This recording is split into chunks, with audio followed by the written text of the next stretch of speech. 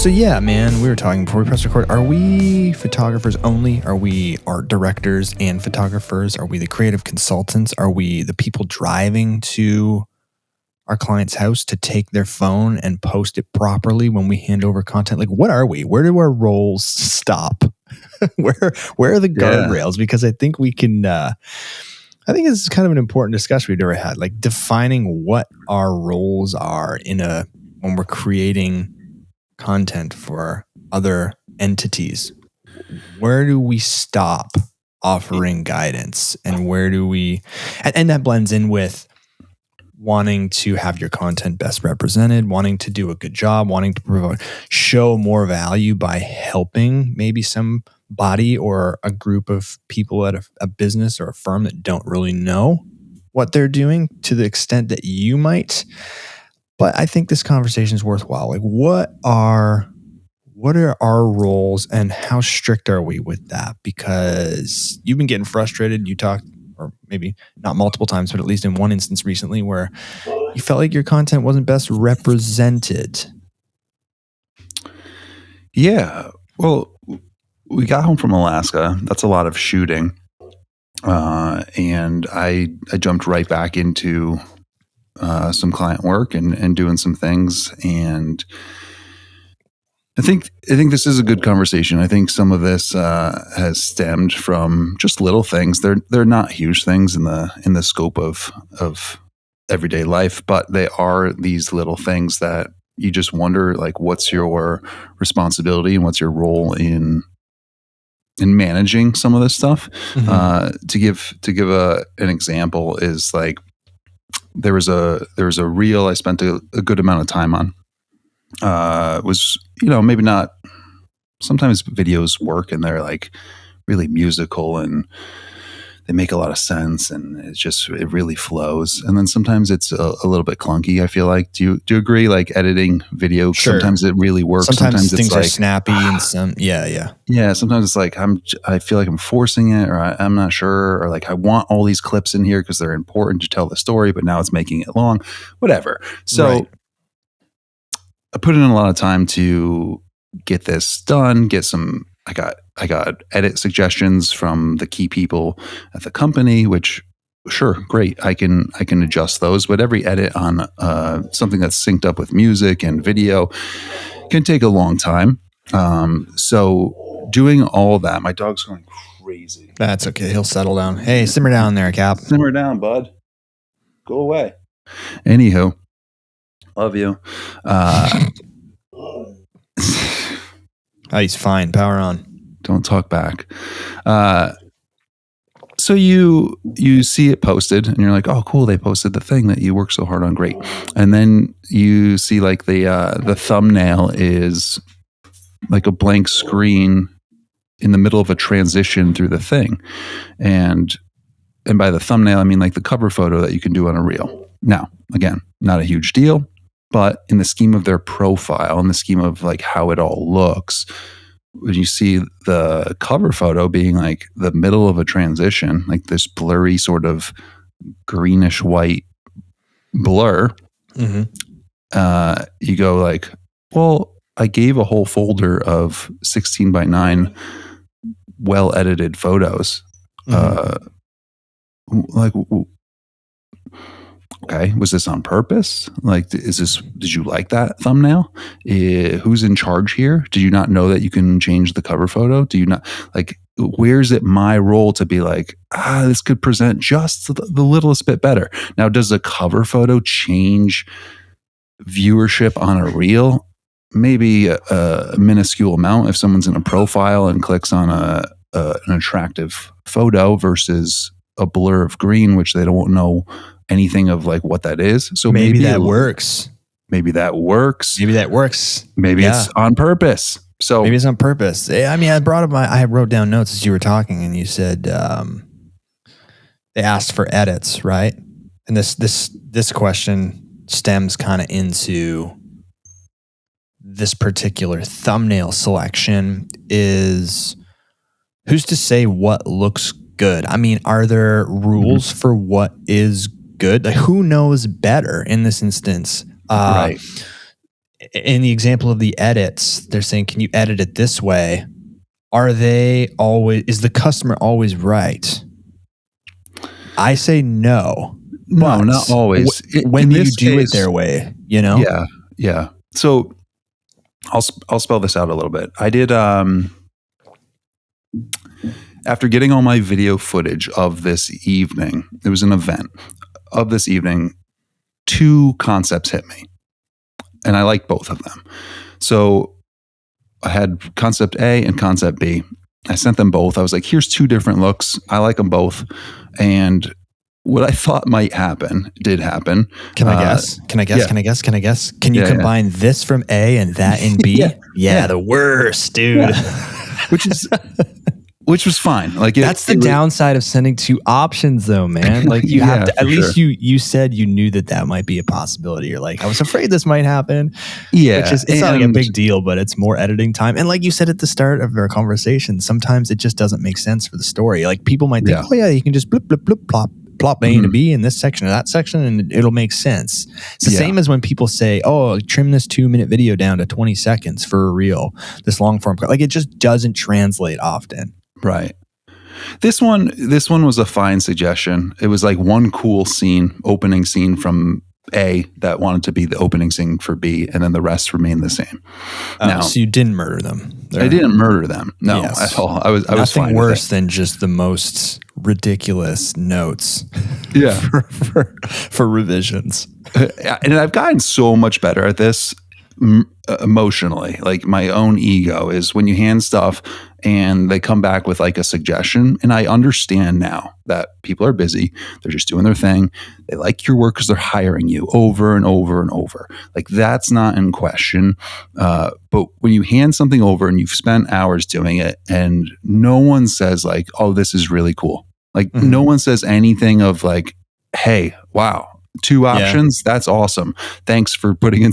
Not that, again, I don't need all of that anymore. Especially I did, but it still the Stoics gets me. Would say you don't need it. Yeah. It still gets me a little bit when it goes like straight to, I don't know. It's like purchasing someone a gift, and instead of saying thank you, they're like, I'm not crazy about this color. And you're like, okay. Or they say nothing, or just great. Yeah. So I mean, great would be nice. You know what, though? You've had great introspection about this. Like you've been very good. I feel like you bring this up a lot, which is not a criticism of you, but this is clearly an indication of you working through something. When people bring up things repeatedly, either to themselves or friends or something, they're working through something or trying to improve on something or making a habit of noticing something. So I mean, when you've routinely named this, it bothers me when, in this example, I'm not recognized to the full extent that I would like to be for my work. Like you're working through that over a period of time, which is I think useful to, I guess, let listeners know of, because when you name it like that and you're aware of it, that's the first steps to, I guess, making changes that are lasting. Yeah, it's reflecting. Notice. There's a great quote. I think it's Peter Crone. I'm a big fan of just a good amount of his philosophies, but I think when you're triggered by something, it's a great opportunity to ask why, and kind of dig deeper there, versus just go down the triggered path. Yeah. I think a big part of it in reflection is that I have a stress. I edit. I do all this time. I like it, but I do have a stress of like pressing the send button and having it well received. Or being triggered is life highlighting your insecurities. Yeah. As one, he said, which is interesting.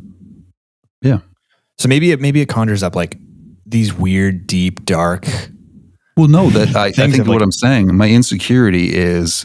Yeah, what is it there? I'm not good enough. My work's not good enough. My work's a reflection of me, so I'm not good enough. I'm nervous that you're not going to like this. In simple form, I'm nervous you're not going to like this, and to quell that fear would be, oh my God, I love this. Yeah. And the interesting thing is that if you were completely detached from the work, that wouldn't matter because it's not you. There's to whatever extent, whether the work feels like it's 4% of you or 100% an extension of you, it's you. So Mhm. when someone doesn't like the work, there's the feeling of they don't like me. Yeah. And what I've had to get through is say, like, they just might not be great with their words, or it's not their responsibility to help my insecurity. It's my responsibility to notice my insecurity and go forward. Them hiring multiple times. I've had, I think, 5 events with them this summer. So that might be the most repeat work I've had with any client, 5 in a row Yeah. that quickly. To me, I have to go, that's the thank you. That's the I love what you're doing. That's the we want to keep paying you and hiring you to do what you're doing. And that's enough. That's a good place to return to, especially when your mind's in the weeds. Yeah. And the artist in me, the human in me wants the not only the financial payment, but the emotional payment of being like, we all just want to I think we all want to be recognized for the effort and the work. Yeah. There's another example where I don't remember the client, but I was paid for photo work, and I felt like I nailed, like I had so many photos of this event or property. I don't remember. I'm fogging on what it was, but I was paid for photo work, and I had time, and I flew my drone and got drone video and put in a whole nother video thing extra. And the feedback came back from the whole package on like, could you do this with the video? And I kind of was like, what the like, Right. I wasn't even paid for that. No, like that's extra. And the fact that you're not being like, oh my, you did video also, thank you. Like, I'm annoyed now.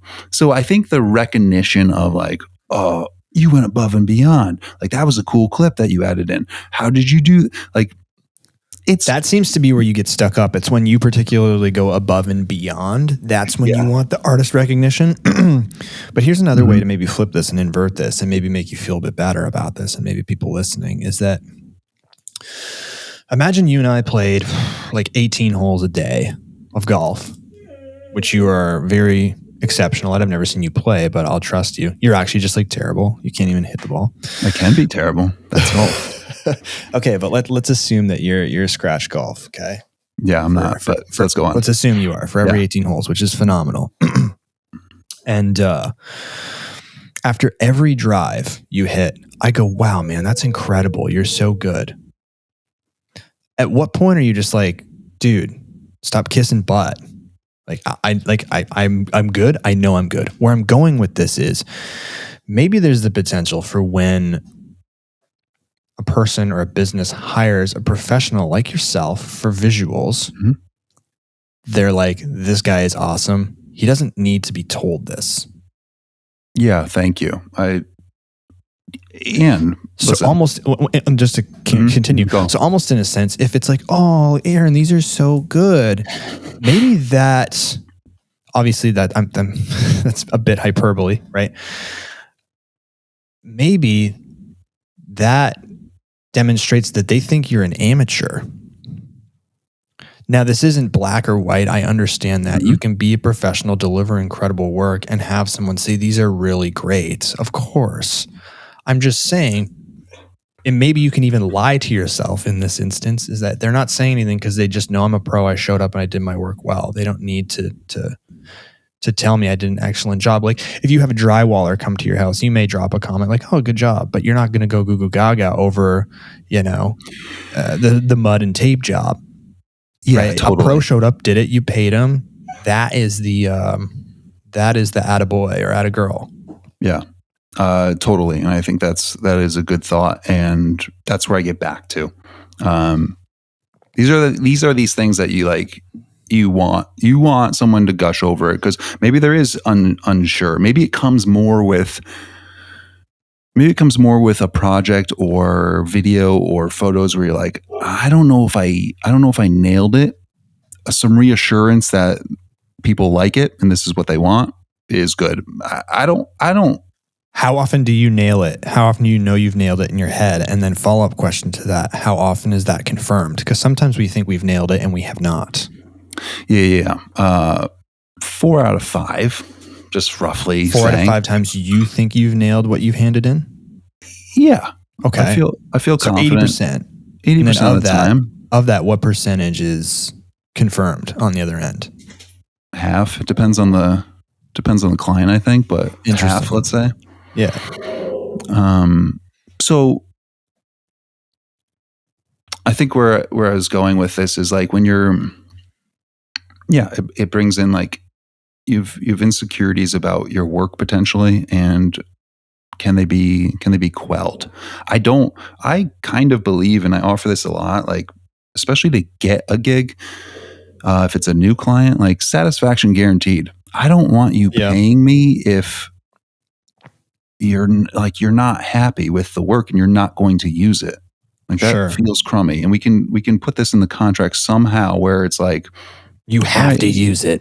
Yeah, you missed the mark, and for whatever reason, where did the communication break down or what happened? But that's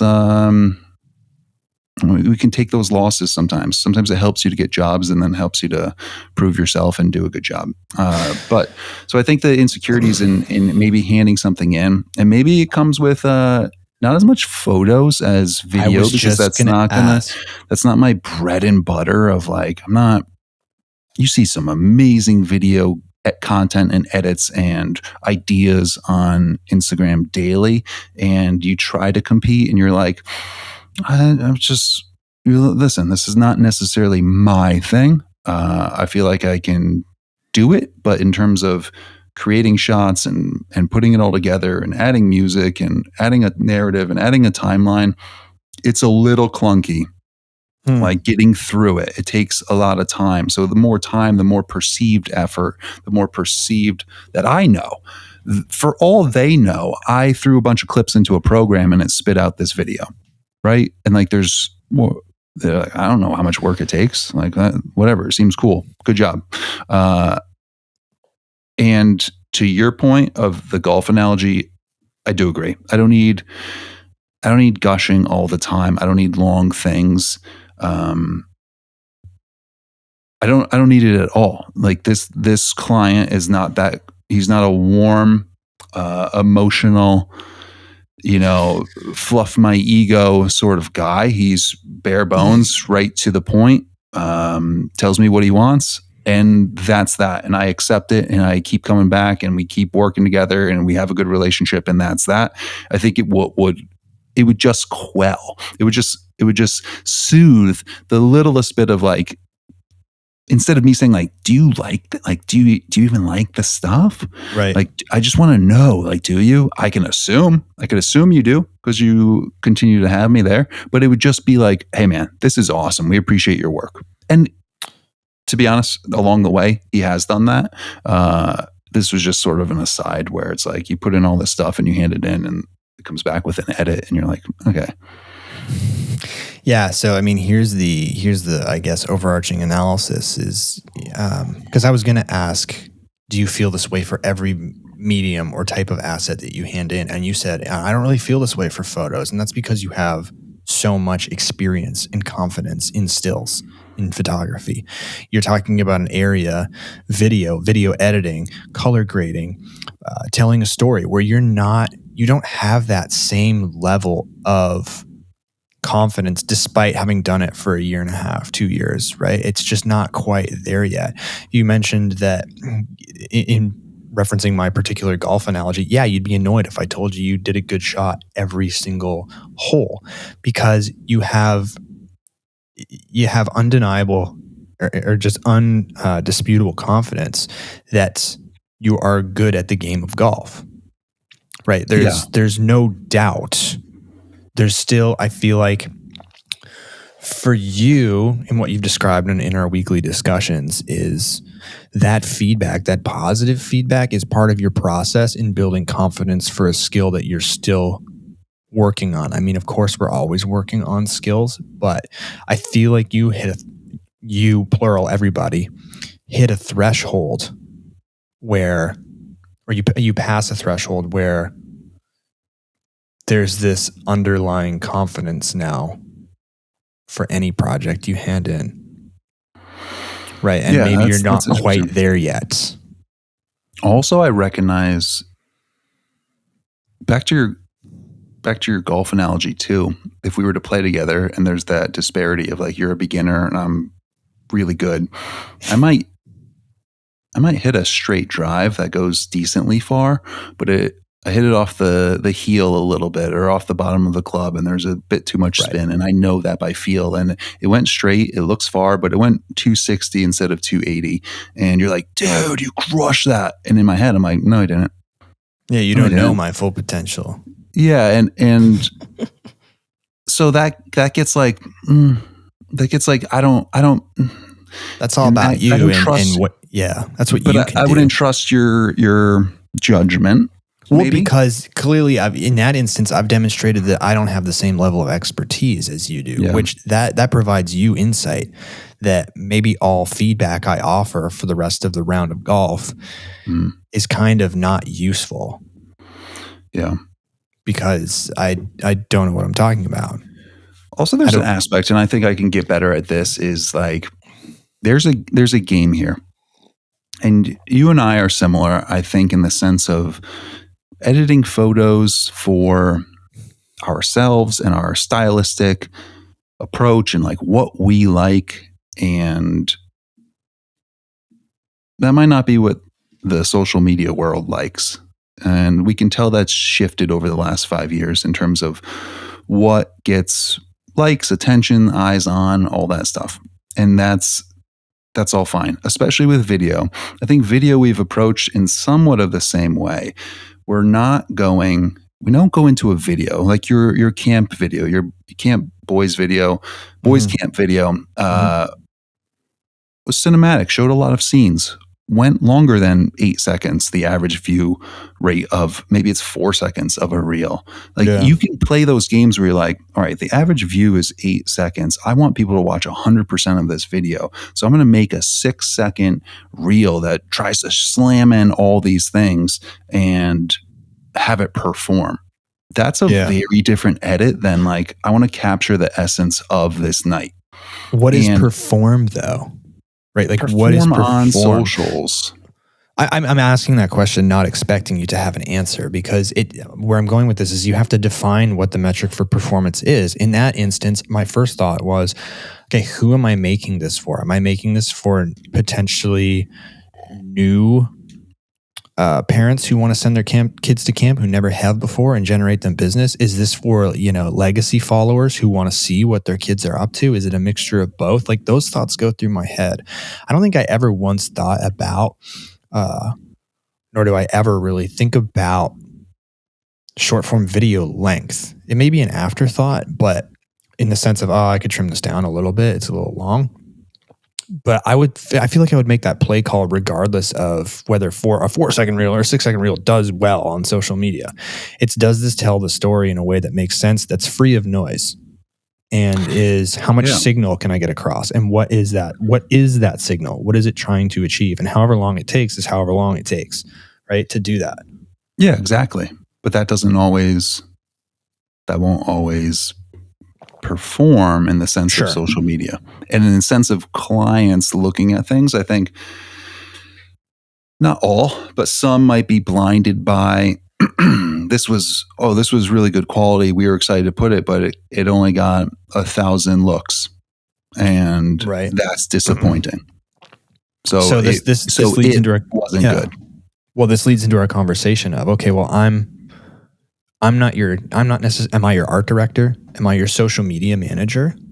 Like, am I your content strategist as well? Or am I just the person who films? Am I just the person who hands you content? Those are important discussions to have. Maybe not that direct, but there's these weird faded lines where people hire a photographer and they don't really know, and often the creative doesn't know what services they're filling.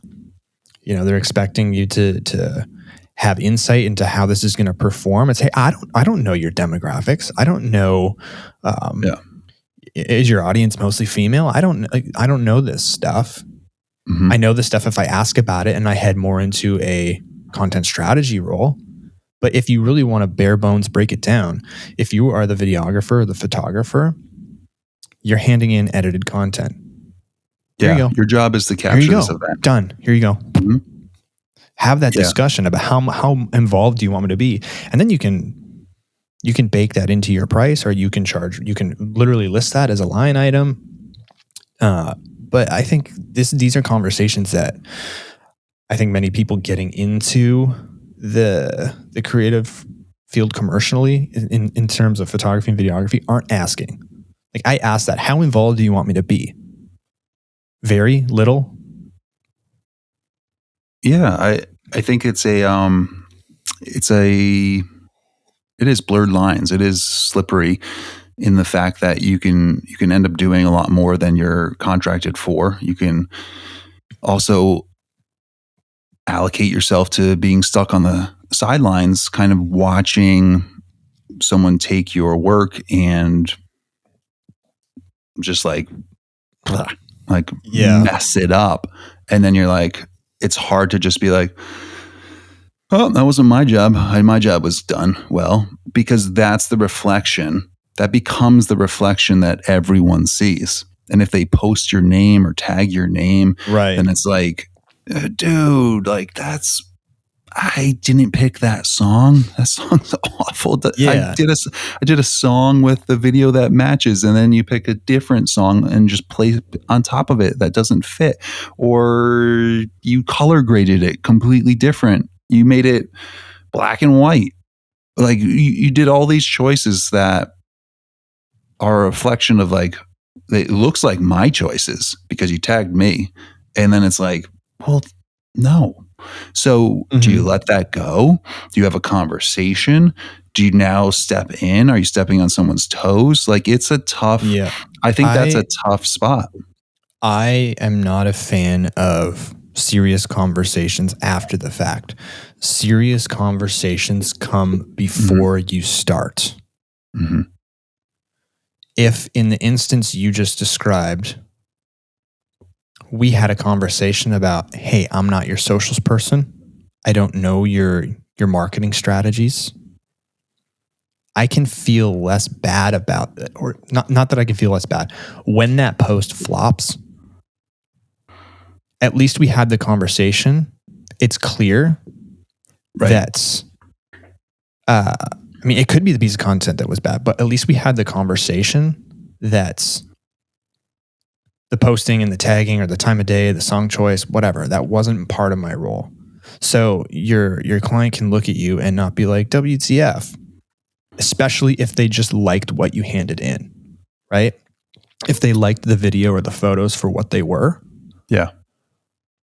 And you've already had this conversation and then they flop, you can say, well, you liked it. I mean, how am I to know what's going to, Yeah. Let's say worst case scenario. They come back to you after it's adjusted. Let's call it adjusted. So you hand in work. It gets the okay. People like it. They send it to the social media director. It gets adjusted in any way, and it doesn't do great. And then they come back to you and say, we're not pleased with how that went. I think you can back it up to, here's my role in this. I handed you edited work that you liked and you were excited to post about. Let's get to that point in your emotions. You were excited to post about this and hand it on. You did post about it in a certain way and it didn't go well. So where did the chain break down? Right? It wasn't about the work necessarily. Maybe it was about the time of day posted. Maybe it was about hashtags used or not used. Maybe it was about the caption. Maybe whatever.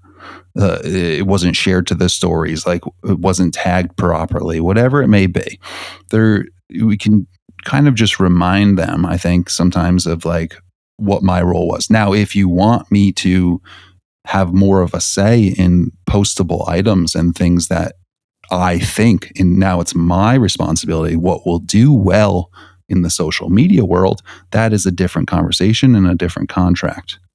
Mm-hmm. And I'm talking if you're going to offer myself. that, you better know what does well. Yeah, for sure. Who does? Who does? Yeah. I mean, yeah, that's its own set of skills. Mhm. I mean, just before you go on, the way I'll use the camp analogy, the example with the summer camp I was working for last year was the first time I did work for them. And I said, hey, I'm going to make 4 different kinds of reels. They're going to vary in length. They're going to vary in theme. Some are probably not going to do well and some may do amazing. I have no idea. The whole conversation we had was let's throw stuff at the wall and see what sticks and let's find commonalities. So going back to my suggestion about have these conversations before you even begin, set realistic expectations, was that certain videos to not do well was expected. Now, fortunately, they all did pretty well, the ones that I made. By my standards and by their standards anyways. But the conversation prior to even beginning or even editing or even filming was, hey, we're in an experimental phase here. Yeah. Defining, mitigated a lot of maybe stress and concerns about performance by saying out loud and having both parties agree that we're experimenting. This is an experimental phase. So even a bad post is a win because we know that doesn't work. If we have one post that does really well and one that does really bad, or a series where they're on either side of that line, we can now go in and dissect and pick apart. And now the next time you and I work together, we can hammer and we can press that button repeatedly, if that's what you please. Yeah, for sure. I think that's a good point as well. And I think it takes a lot of data, and it takes. Oh, of course. You can't have your work spontaneously posted once every 8 weeks and then try to feel like, or any social media account, you can't be sporadic. I think so. I think one thing we know is Instagram and these apps, I think, reward consistency and being on there a lot and posting a lot. If you're doing it every once in a while, it's hard to get some very accurate data in terms of what does well or what won't do well or what's being seen or not seen. It's tough. Yeah. I think we've learned a lot in this reflection and this conversation just for myself again. And I've been there again. And this is not something that keeps me up at night. This is more of it would be nice, sure, if everyone, when you handed something in and put a lot of time, was like, I recognize your effort and great job, sir. Like, not much more than that, but just a recognition, remembering that they don't know. They don't know what Premiere Pro looks like and the freaking nightmare that can be. They don't. They're just looking at a final product, and then they're moving on to the 1,000 other business points that they have for the day. You did your job. Yep. What do you need? A freaking award? And they're right. They're right. And I don't. The reward is the repeated work. The reward is the ability to be creative and work with a team and send things in. Yeah. And then the recognition of my job is done. Whatever happens with this stuff is completely their choice and their option and their preference, whatever they want to do. I'm not there. I'm not getting paid to be their consultant on their social media. Or maybe you are, but at least it's defined. Sure. And at least it's defined. And yeah. I think that's a good understanding. It brings us back to a really important point that we often talk about, is just detachment from the emotionality of doing this work. And as artists, I think is where we almost all start in the photography, in videography, in any art. You start as like, I love this for me. I love this for what it does for me. I'm putting in a lot of time. That's the emotional attachment to it. Waiting to see a fox for 15 hours. There's an emotional attachment to that photo that's different than just what the photo is.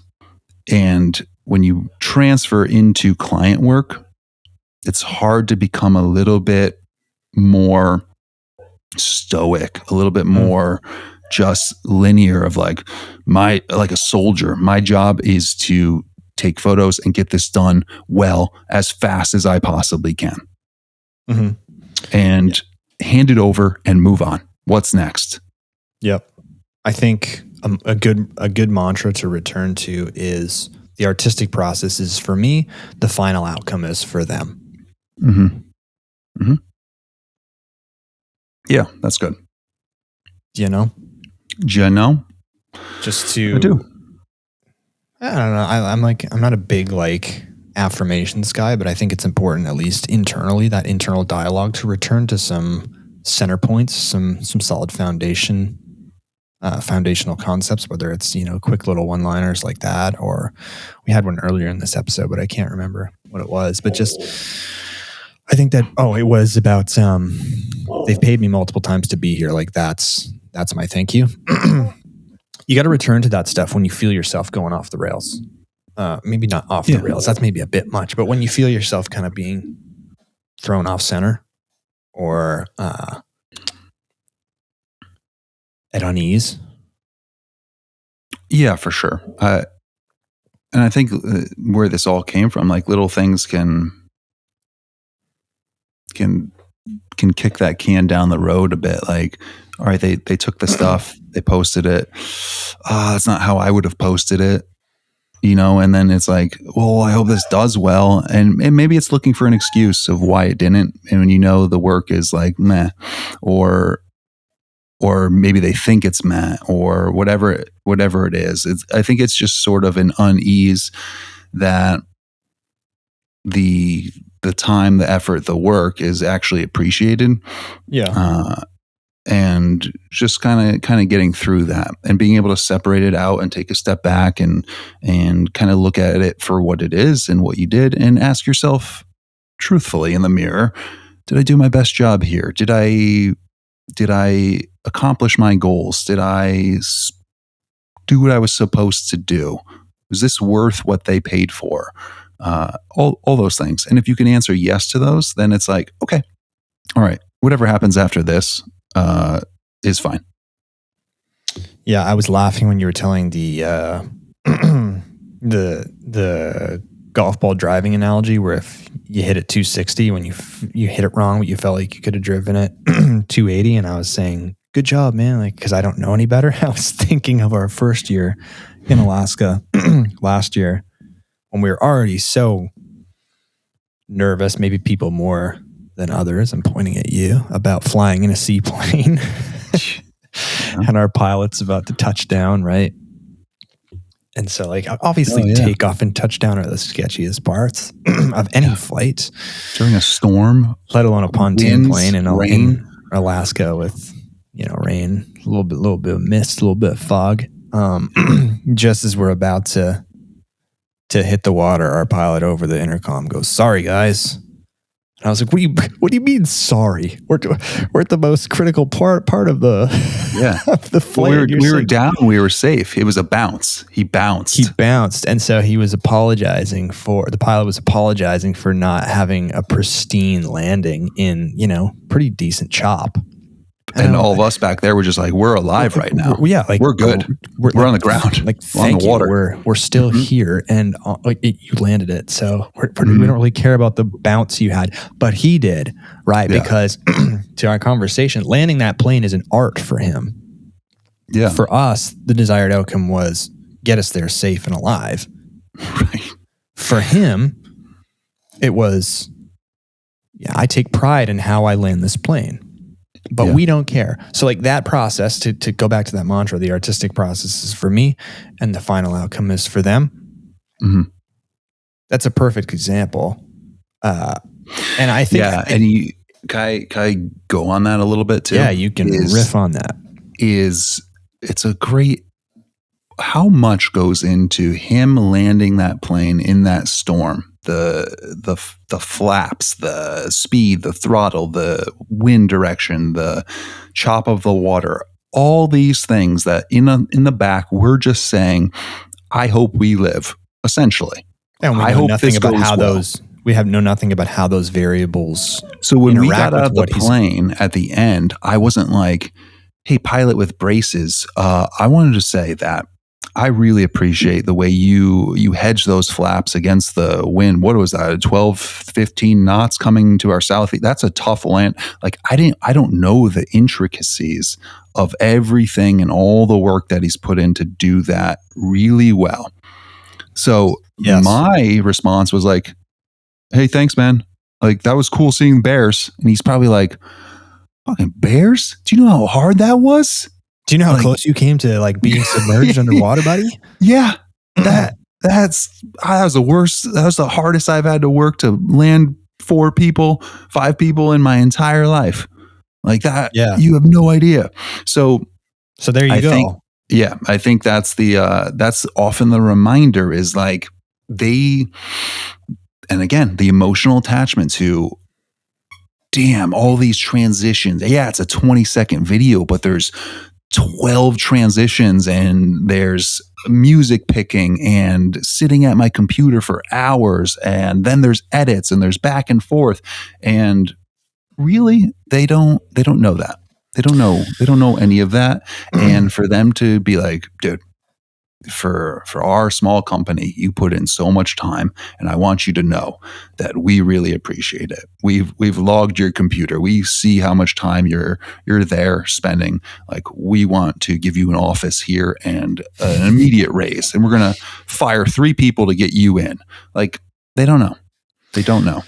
So maybe if you're ever in a position where you have to explain to people, here's the thing. So even though you don't know how to, run the flaps and how important the wind is and the level of chop, how high the waves are when landing a plane, you're firsthand part of the experience though. You're part of the experience in that plane as he's landing it, right? In our instance, the marketing director isn't beside you at your computer watching you do all this stuff.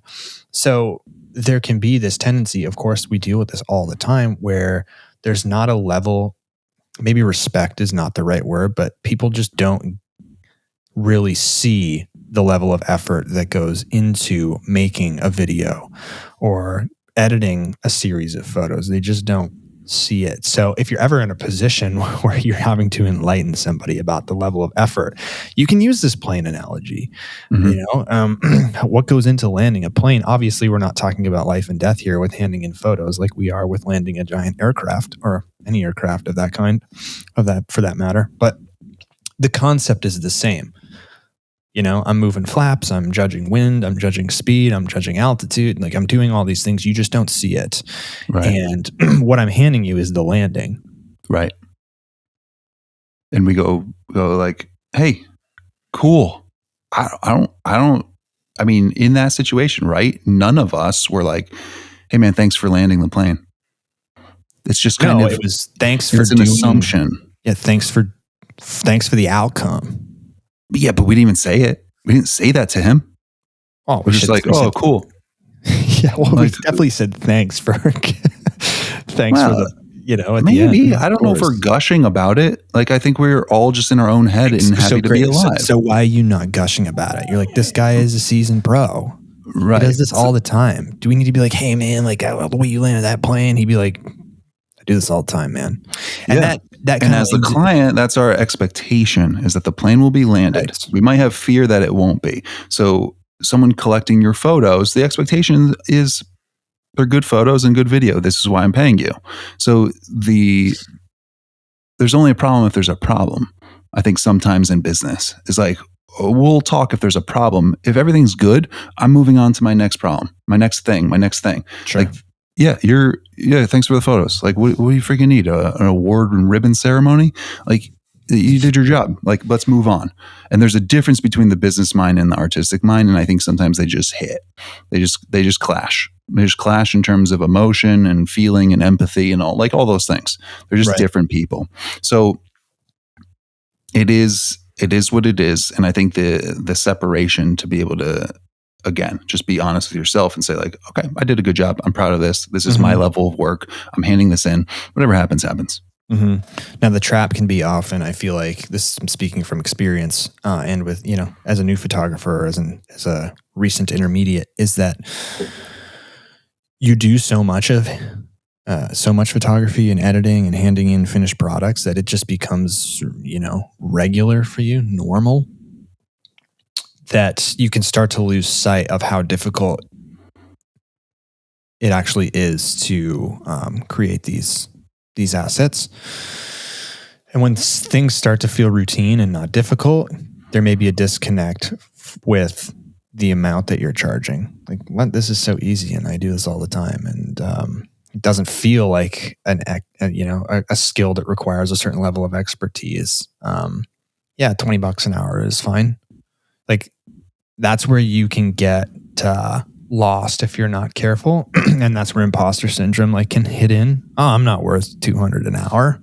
This is so easy to me. Well, why is it easy to you? Is it easy to you because you do it all the time? Have you struggled? Have you made mistakes in the past? Isn't that worth something to get to where you are right now? This is not an easy job for everybody else.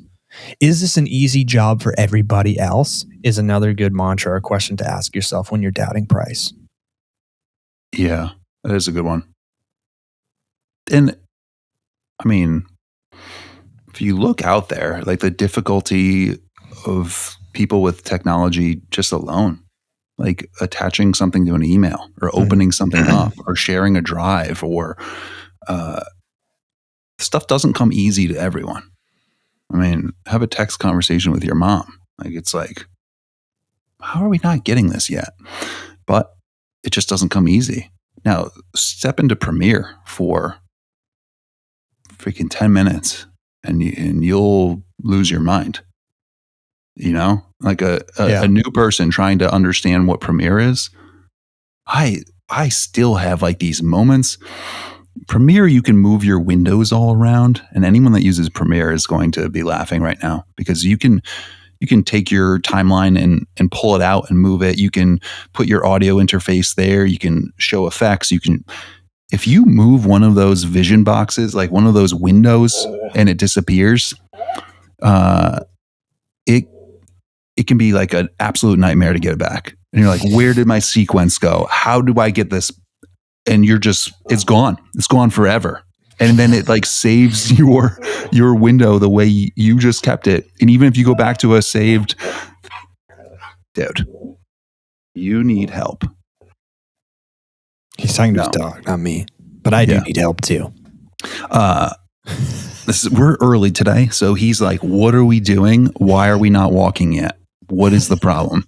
That's what's happening. I apologize for he's asleep. So my dog's well behaved. Oh my gosh. Well, we're going to talk a lot, and it's really cute, but we're going to wrap your podcast thing. It's not the cutest. That's all right. Yeah. Come here, bud. Let's get him on camera. Get him on camera for real. Let's commercialize your dog. Come here. Let's talk. Let's at least talk into the. Can we see him?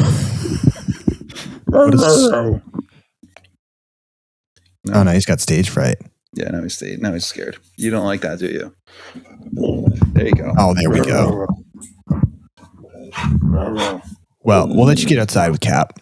Exercise is good. That was a good wrap up. Real clean.